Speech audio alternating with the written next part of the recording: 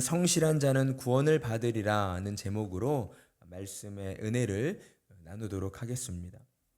하나님의 지혜의 말씀인 잠언은 우리에게 세상의 진짜 모습을 드러내주고 성도들이 어떻게 살아가야 하는가를 가르쳐 주시고 있습니다. 한마디로 성도에게 주어진 이 세상을 살아가는 매뉴얼이다라고 할 수가 있는 것입니다. 매뉴얼은 무엇입니까? 설명서입니다. 따라서 모든 매뉴얼은 어떠한 목적을 가지고 있다라고 하는 것이죠. 아무런 목적 없이 만들어진 매뉴얼은 없을 것입니다. 세탁기와 청소기와 같은 전자제품의 매뉴얼들은 그 제품의 기능을 바르게 알고 사용함으로써 고장 없이 오래 쓰도록 하기 위한 목적으로 매뉴얼이 주어지게 됩니다. 그렇다면 성도에게 주어진 이 잠언이라는 매뉴얼은 어떤 목적을 위해 만들어졌을까요? 하나님의 거룩한 백성들을 하나님의 뜻대로 살아가도록 하기 위해 만들어졌다라는 것입니다. 죄로 타락한 본성을 지닌 우리가 죄로 부패한 세상에서 어떻게 하면 사탄의 유혹에 걸려 넘어지지 않고 하나님의 자녀라는 거룩함을 지키며 살아갈 수 있을까를 우리에게 가르쳐주는 매뉴얼이다라는 것입니다. 세상에서도 사람이 사람답게 살려면 끊임없이 배워야 한다라는 말을 합니다. 배우지 않으면 사람으로서 지켜야 할 양심과 최소한의 매너를 잊어버리기 쉽다라고 하는 것이죠. 그러다 보면 사람답지 못한 행동을 하게 될 수가 있는 것입니다. 이것은 죄로 타락한 사람의 본성이 얼마나 악하고 또 강력한 것인가를 우리에게 잘 반영해 주는 내용입니다. 그러니 성도는 어떻겠습니까? 거룩한 하나님의 백성이라는 호칭에 걸맞게 살아가기 위해서 얼마나 열심히 하나님의 지혜를 우리가 배워야 하겠습니까? 매일 하나님의 말씀을 듣고 읽고 묵상하며 하나님의 지혜를 배워나가야 한다라고 하는 것입니다. 하나님의 지혜인 말씀을 배우지 않고서는 온전한 하나님의 자녀로 살아갈 수가 없다라는 것이죠. 잠깐은 하나님의 자녀인 척, 그렇게 척하며 살아갈 수는 있을 것입니다. 그러나 오래지 않아서 그 실체가 드러나고 만다는 것이죠. 그리고 그 사람이 진짜 하나님의 자녀라면 하나님께서도 그냥 그렇게 살도록 내버려 두시지 않는다라고 하는 것입니다. 우리는 지난 잠언의 말씀에서 성실한 자는 복을 받는다라는 제목으로 말씀의 은혜를 나누었습니다. 10절의 말씀을 보면 정직한 자를 악한 길로 유인하는 자는 스스로 자기 함정에 빠져도 성실한 자는 복을 받느니라. 아멘. 이 말씀에서 성실한 자는 어떤 사람을 뜻하고 있었습니까? 하나님의 율법, 그러니까 하나님의 말씀에 귀를 기울이고 하나님의 율법을 지키며 살려고 애쓰고 노력하는 사람을 뜻하고 있었다라는 것이죠. 하나님은 이런 사람들에게 복을 주신다라고 우리에게 약속하셨습니다.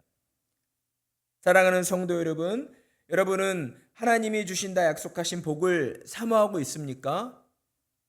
신자는 무엇보다도 하나님이 주시는 이 복을 사모해야 합니다. 왜냐하면 하나님이 주신다라고 약속하신 복은 저와 여러분에게 참된 만족과 기쁨과 평강을 주는 완전한 복이기 때문이다라는 것입니다. 세상에서 말하는 복은 여러분 완전하지 않습니다. 사람들은 돈이 많으면 다 좋을 것 같지만 모든 일이 잘 될 것 같지만 그렇지 않다라고 하는 것이죠. 돈이 많아지면 걱정 근심이 늘어나 마음의 병이 들 수가 있습니다. 또한 돈이 많아지면 사람이 게을러져서 몸이 병들 수도 있다라고 하는 것이죠. 또한 돈이 많아지면 가족 간에, 형제 자매 간에, 자녀들 간에 화목하기보다는 다투게 되고 그로 인해서 싸우게 되고 정말 원수보다 못한 그런 관계에 놓이는 일들이 이 땅 가운데에서 벌어지게 된다라고 하는 것입니다. 이런 일들을 우리가 심심치 않게 보게 되는 것이죠. 이와 같이 세상이 말하는 복은 완전하지가 않는 것입니다. 그러니 진짜 복이라고 말할 수가 없는 것이죠. 그러나 하나님이 주시는 복은 여러분 완전합니다. 부족한 부분이 없는 거예요. 우리의 모든 것을 완벽하게 회복하여 주시고 또 충만히 채워 주시기 때문입니다. 그러니 저와 여러분은 하나님이 주시는 복을 날마다 사모해야 하는 것이죠. 그렇다면 우리가 구체적으로 사모해야 하는 하나님의 복은 무엇일까? 건강과 부와 명예와 권력 그런 것일까요? 그렇지 않습니다. 우리가 오늘 마지막 절로 읽었던 18절의 말씀을 보게 되면 성실하게 행하는 자는 구원을 받을 것이나 굽은 길로 행하는 자는 곧 넘어지리라. 아멘. 신자가 이 땅을 사는 동안 가장 구체적으로 사모해야 할 하나님의 복은 다름 아닌 구원의 복이다라고 하는 것입니다. 신자는 날마다 하나님의 말씀을 듣고 묵상하면서 하나님이 약속하여 주신 구원의 복을 사모해야 한다라고 하는 것이죠. 예수님을 구주로 믿어 구원을 얻었기 때문에 이제 더 이상 사모할 필요가 없다. 이제 더 이상 강구할 필요가 없다라는 식으로 그렇게 생각해서는 안 된다라고 하는 것입니다. 빌립보서 2장 12절 말씀, 그러므로 나의 사랑하는 자들아 너희가 나 있을 때뿐 아니라 더욱 지금 나 없을 때에도 항상 복종하여 두렵고 떨림으로 너희 구원을 이루라. 아멘. 빌립보서에서 바울이 말하고 있는 것처럼 우리는 주님 말씀에 항상 복종하면서 두렵고 떨리는 마음으로 구원을 이루어 가야 한다라고 하는 것입니다. 이것은 우리가 바르게 이해해야 하는데 나의 구원을 내가 이루어낸다라는 의미가 아니라 하나님께서 예수 그리스도의 십자가의 공로로 내게 주어주신 은혜로 주어진 그 구원을 어때요? 이 땅을 살아가는 동안 날마다 사모하고 그 완전한 구원이 이루어지게 될 그날을 우리가 온전히 바라보며 살아가야 한다. 그런 의미의 말씀이다라고 하는 것입니다. 우리는 주님의 말씀에 항상 복종하며 두렵고 떨리는 마음으로 구원을 소망하고 사모하며 살아가야 합니다. 이것이 신자된 저와 여러분에게 주어진 삶을 대하는 바른 자세이다라고 하는 것이죠. 구원의 복이 우리에게 온전히 이루어지게 될 그날을 간절히 사모하면서 성실하게 하나님의 말씀에 순종하고 행함으로 살아가야 하는 것입니다. 그렇다면 성실하게 행하며 산다는 것의 어떠한 그 내용은 또한 무엇일까요? 11절 말씀, 부자는 자기를 지혜롭게 여기나 가난해도 명철한 자는 자기를 살펴 아느니라. 아멘. 먼저 자기를 살펴 알아야 한다라고 말씀을 하고 있는 것입니다. 저는 잠언의 말씀을 보면서 하나님을 경외하지 않는 악한 자들에게 주어지는 그 내용들은 그렇게 중요하게 생각하지 않습니다. 그렇기 때문에 말씀의 내용에서 핵심의 요지를 하나님을 경외하는 자에게 주어지는 그런 어떤 의무와 책무, 그러한 행함들에 대해 초점을 맞추고 여러분에게 말씀을 전하고 있습니다. 자기를 살펴 알아야 한다라고 하는 것이에요. 자기를 살펴 안다는 것은 여러분 세상에서처럼 자신의 어떤 성격이나 성향이나 MBTI 또는 어떤 자신만이 가지고 있는 그런 특징과 능력을 안다는 그런 의미가 아닙니다. 하나님 앞에서 자신이 어떤 처지에 놓여 있는 사람인가를 아는 것이다 라고 하는 거예요. 하나님 앞에 선 사람은 모두 어떤 사람입니까? 죄인입니다. 한 사람도 예외가 있을 수 없는 거예요. 그러나 가진 것이 많은 부자는 이런 실수를 하는 거죠. 이런 오류를 가지는 거예요. 스스로를 지혜롭다, 스스로를 완벽하다 여기는 그런 오류에 빠지게 되는 거라는 거죠. 그러다 보니까 자기를 살필 줄 아는 그러한 지혜로운 모습을 보이지 못하게 됩니다. 그래서 하나님은 성경에서 부자들에 대하여 그리 좋은 평가를 내리지 않고 있습니다. 마태복음 19장 24절을 보게 되면 예수님께서도 이렇게 말씀하셨어요. 다시 너희에게 말하노니 낙타가 바늘귀로 들어가는 것이 부자가 하나님의 나라에 들어가는 것보다 쉬우니라. 아멘. 예수님께서 부자들을 향하여 무조건 부자들은 죄인이다 라고 말씀하시진 않으셨습니다. 그러나 부자들에 대하여 긍정적으로 좋은 쪽으로 말씀하신 내용은 많지 않다. 이것은 곧 무엇을 의미합니까?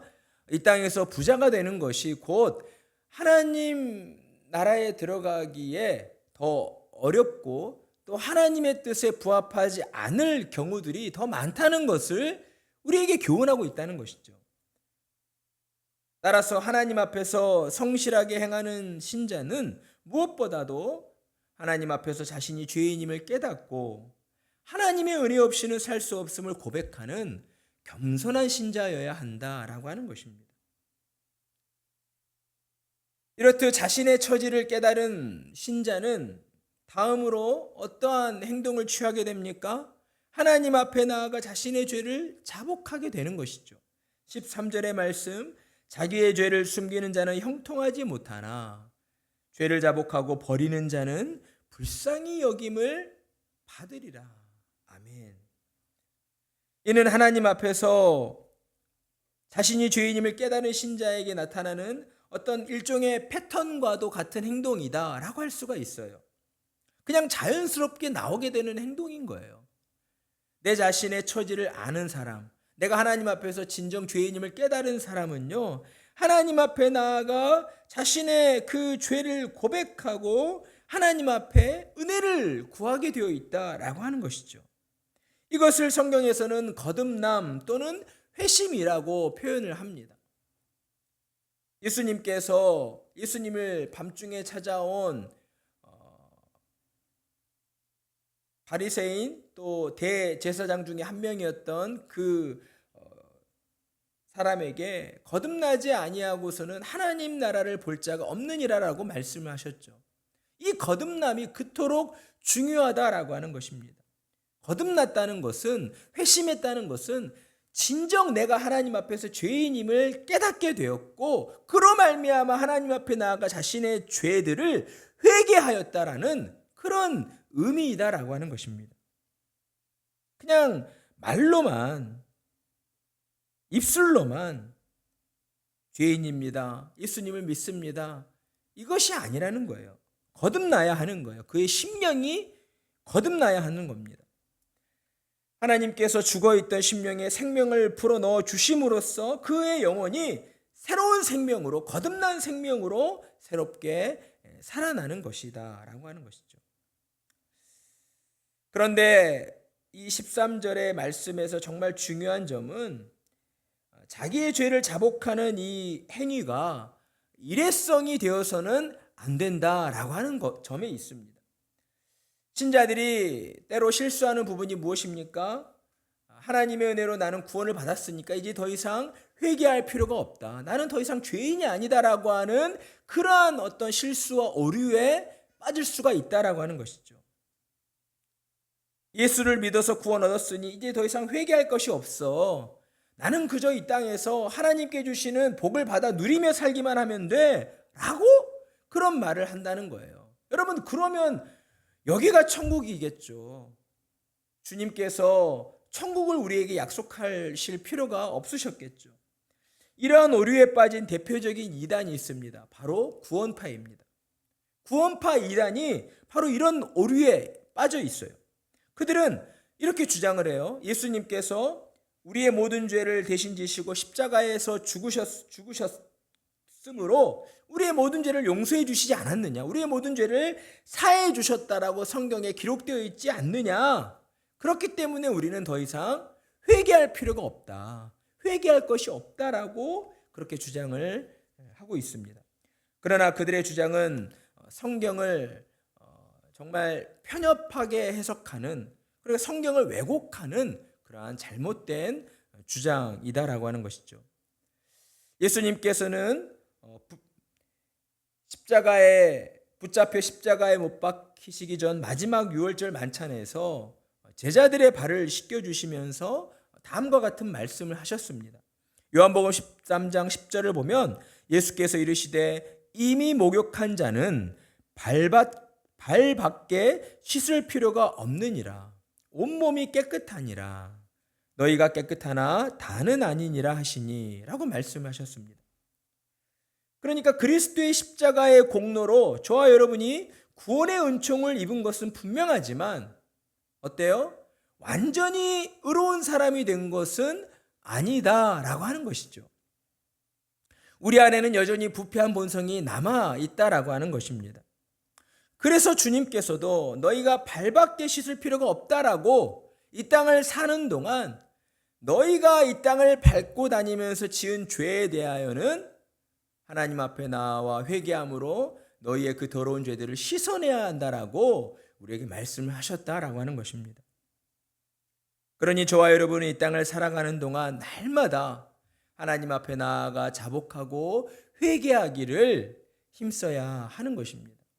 하나님 앞에 나와 회개할 수 있는 것이야말로 하나님을 신앙하는 저와 여러분에게 주어진 특권이요 은혜이다라고 하는 것을 우리가 명심해야 한다라고 하는 것이죠. 그리고 이어지는 14절은 이제 13절의 말씀과 동전의 양면처럼 작동하는 말씀인데 자신이 죄인임을 깨닫고 회개하는 자는 언제 어디서나 어떠한 마음으로 살아가게 되는가? 하나님을 경외하는 마음으로 살아가게 된다라고 하는 것이죠. 하나님을 경외하는 자는 복되거니와 마음을 완악하게 하는 자는 재앙에 빠지리라. 당연한 것 아니겠습니까? 하나님을 경외하는 자를 하나님이 복 주시고 하나님을 경외하지 않는 자, 그러니까 제멋대로 사는 사람이겠죠. 자기의 육신의 소욕대로, 자기의 마음의 정욕대로 그저 세상의 가치관대로 살아가는 사람들은 하나님이 좋아하실래야 좋아하실 수 없고 그에게 복 주시고 싶어도 주실 수가 없는 것입니다. 그렇다면 하나님을 경외한다는 것은 무엇입니까? 하나님을 공경하고 두려워하는 마음이다라고 하는 거예요. 따라서 신자는 자기의 마음이 원하는 대로 그렇게 함부로 그렇게 쉽게 말하고 행동하며 살아가지 않는 것입니다. 살아계신 하나님께서 언제 어디서나 내 곁에 계시고 나와 함께 하심을 믿고 의식하며 살아가야 한다라고 하는 것이죠. 그렇기 때문에 하나님을 경외하는 자는 언제나 악한 일들을 멀리하게 되어 있습니다. 14절 이후에 나오는 말씀들이죠. 가난한 사람을 압제하거나 힘들게 하지 않습니다. 그런 편에 서질 않는다라고 하는 거예요. 자신이 가진 힘과 권력을 난폭하고 잔인한 방법으로 사용하려 들지 않습니다. 언제나 평화를 외치고 모든 사람들과 화평을 누리기를 원하는 사람이다라고 하는 거예요. 타인을 다치게 하거나 피 흘리게 하지 않는 사람이죠. 하나님을 경외하는 사람, 하나님을 공경하고 두려워하는 사람은요, 언제 어디서나 착한 심성을 가지고 또 착한 마음으로 또 선하게 의롭게 그렇게 다른 사람들을 너그럽게 품어주고 용납해주는 마음으로 살아가기를 애쓰는 사람이다라고 하는 것입니다. 하나님을 경외하는 신자들은 그렇기 때문에 하나님의 뜻을 대적하는 그러한 굽은 길로 행하는 사람들이 아닙니다. 하나님의 뜻을 대적하여 굽은 길로 행한다라고 하는 것이 결국 하나님 앞에 큰 죄를 짓는 것이고 그 길 가운데에는 결코 구원이 없음을 온전히 깨달은 사람들이다라고 하는 것입니다. 하나님께서는 저와 여러분에게 은혜를 베풀어 주셔서 하나님을 경외하는 자로 살아가게 해 주셨습니다. 그러니 저와 여러분은 이 땅을 사는 동안 무엇보다도 영적으로 깨어서 하나님께서 베풀어 주신 그 은혜에 날마다 감사함으로 살아가야 하는 것입니다. 영적으로 깨어서 하나님의 말씀 듣기를 사모해야 하고 하나님의 말씀을 들음으로써 우리 자신의 영적인 영혼의 상태를 살피고 파악하여서 날마다 하나님 앞에 나아가 자복하고 회개하며 은혜를 구하는 자로 살아가야 한다라고 하는 것입니다. 우리 자신이 얼마나 나약하고 부족한가를 하나님 앞에 진실하게 고백할 때 하나님께서는 그런 우리를 기뻐하시고 우리의 삶에 은혜와 은총을 베풀어 주실 것입니다. 하나님의 뜻대로 살아갈 힘과 용기를 붙들어 주시고 하나님의 말씀에 순종하며 살아가는 그 길 위에 우리의 구원이 있음을 날마다 우리 가운데에 확인시켜 주시고 우리의 마음을 충만함으로 인도해 주신다라고 하는 것입니다. 날마다 주님의 말씀을 듣고 또한 순종하심으로써 하나님이 주신 구원의 기쁨을 충만히 누리며 살아가시는 참으로 복된 성도님들이 되시기를 주님의 이름으로 축복합니다.